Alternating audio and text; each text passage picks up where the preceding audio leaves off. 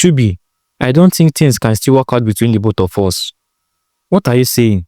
What do you mean by that? Shubi said in a confused voice. I have met someone else. He's everything I have ever wanted and dreamed of in a man. I am sorry, but you are not my type. I would have loved to marry you because of your kind heart.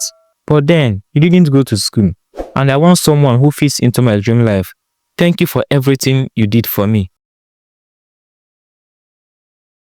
In the bustling city of Enugu, the cool city of Nigeria, lived a young man named Shubi. He wasn't called Shubi because of his weight, though he had a little stomach, but because of the way he smiled. His cheeks always looked round and soft, like a child who just had a bowl of fufu and egusi soup. Shubi was in his late 20s, a struggling businessman who sold phone accessories in the market. Life hadn't been too kind to him, but he believed in hard work and the grace of God. Every day, he woke up by 5 a.m., said his morning prayers, and set out to hustle. His dream was simple: make enough money to live a comfortable life and one day marry a good woman who would love him for who he was. But deep inside, Shubi was lonely. He had friends, yes, but at night, after locking his small shop and heading home, it was just him and his thoughts. One hot Tuesday afternoon, Shubi went to a small restaurant near his shop to eat. He had been saving money, so this was a little treat for himself. As he sat down to eat a plate of jollof rice and fried plantain, he noticed a young lady sitting 2 tables away. She had the kind of beauty that made your heart skip a beat. Her skin glowed like fresh palm oil, and her smile was gentle, like the morning sun. Her name was Mona. Shubi couldn't stop looking at her. She wore a simple gown and had a small notebook in front of her. She looked like a student. After finishing his meal, he gathered courage and walked up to her. "Hi, my name is Shubi," he said, his voice low and calm. Mona looked up and smiled. "Shubi, that's a funny name." He laughed, scratching his head. "Yeah, my friends call me that. May I sit?" She nodded, and that was how their conversation started. He told her about his business, how he had been working hard to make something out of nothing. She shared her story too. She was a student at the University of Nigeria, Nsukka. She was in her second year, studying mass communication. But then, her face suddenly went dull. "The man that used to sponsor me, he died 2 months ago. Since then, things have been hard. My parents are not financially stable, and I don't even know if I can pay my next school fees," she said. That night, Shubi couldn't sleep.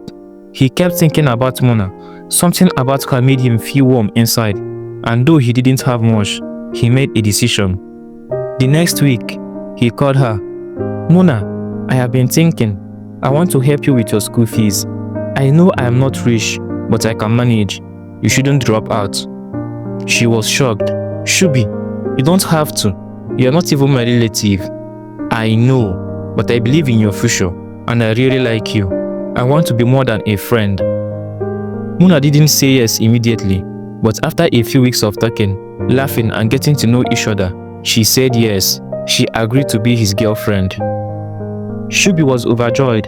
He felt like the luckiest man alive. He paid her fees, bought her books, and even sent her little money for upkeep.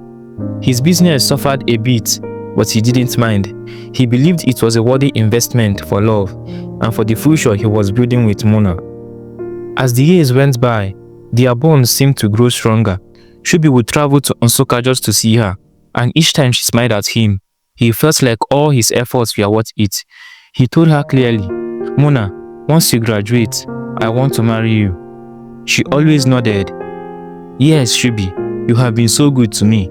I will never forget all you have done for me." Everything seemed perfect until Mona got to her final year. One Monday evening, Mona was walking back to her hostel when a sleek black Mercedes-Benz slowed down beside her. Inside was a tall, dark-skinned man with a shiny watch and tinted glasses. He rolled down the window. "Hi, pretty. Need a ride?" Mona hesitated, but the man's confidence was overwhelming. "My name is Toby," he said. "I just came back from the US. I saw you working and I couldn't resist saying hello."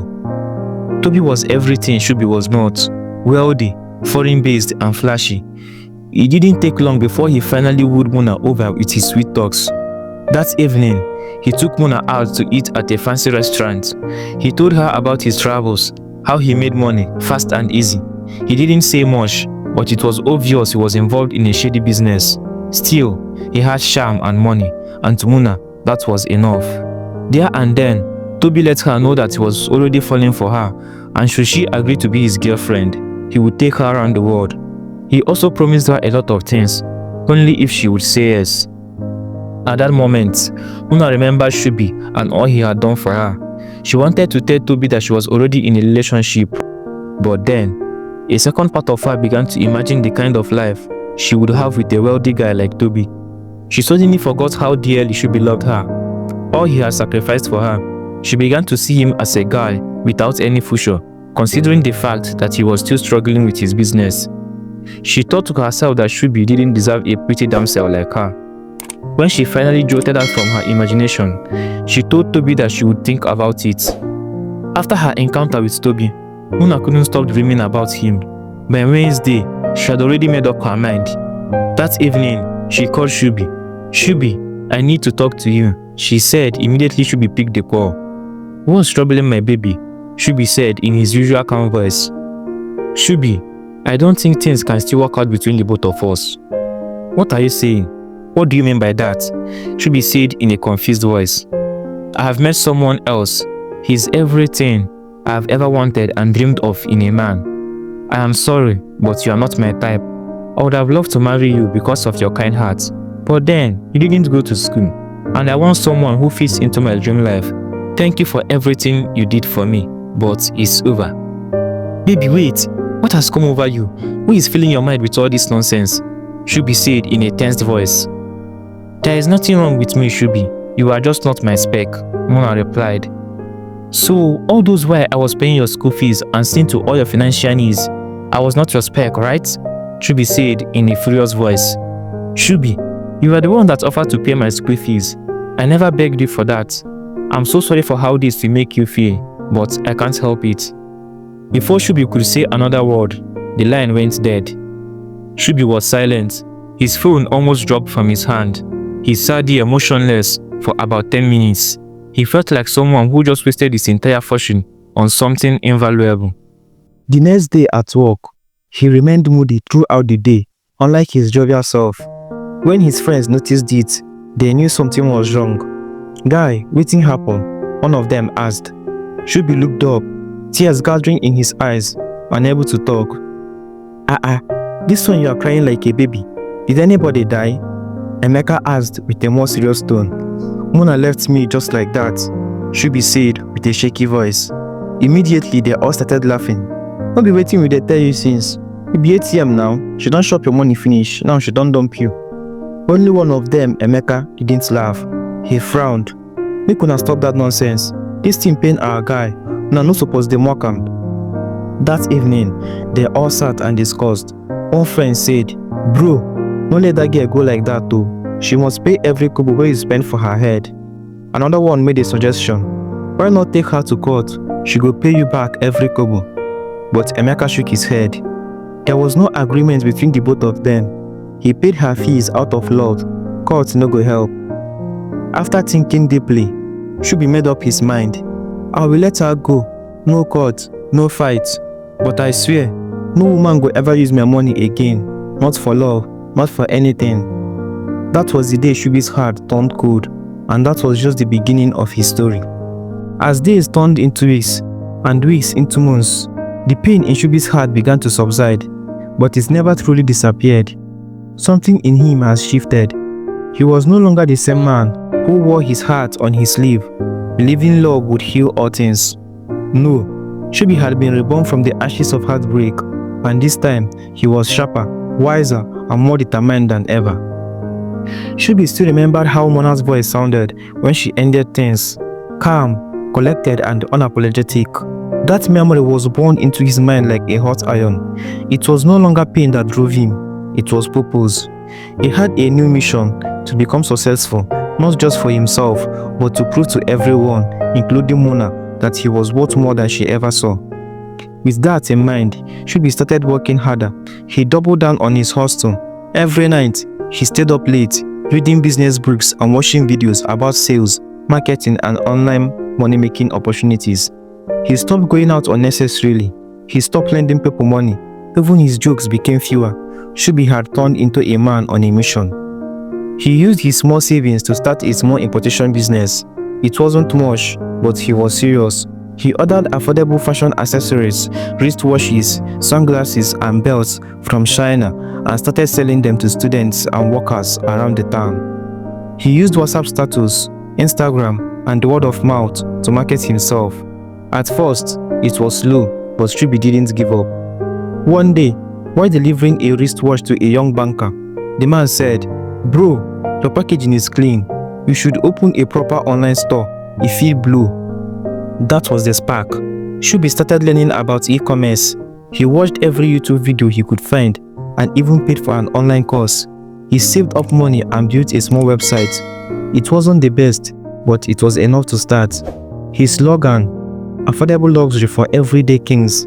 That line alone got people curious. Within 6 months, Shubi's hustle started picking up. Orders were coming in steadily. He expanded from watches and sunglasses to sneakers and designer perfumes. People started calling him Boss Shubi. One day, he got an order for 5 bottles of designer perfumes. The delivery address shocked him.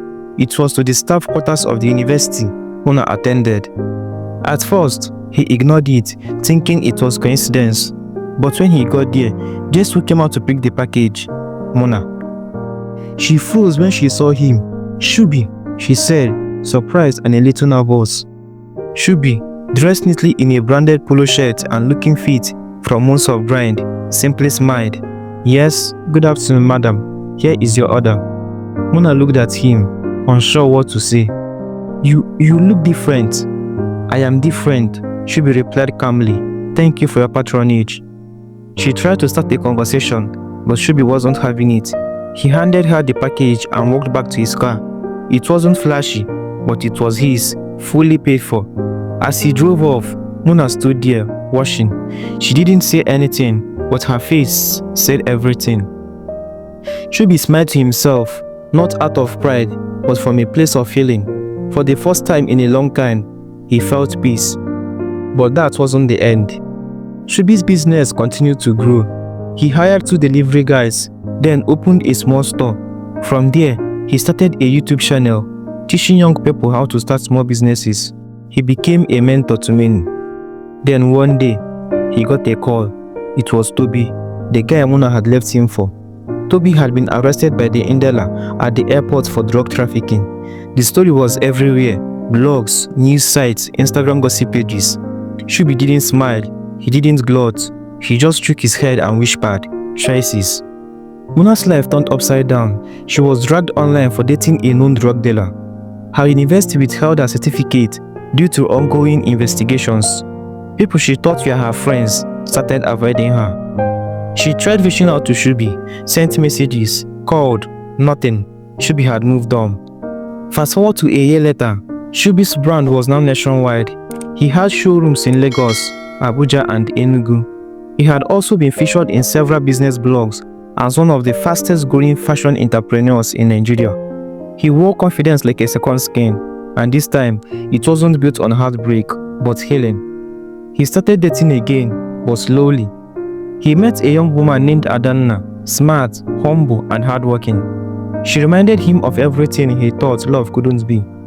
One Sunday afternoon, while having lunch at a restaurant with Adanna, a familiar face walked in, Mona.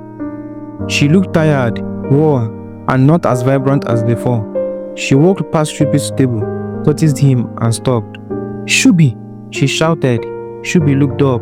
"Mona, I have been trying to reach you," he started. "I know," he said gently, but there was nothing else to say. She looked at Adanna, then back at Shubi. "She's beautiful."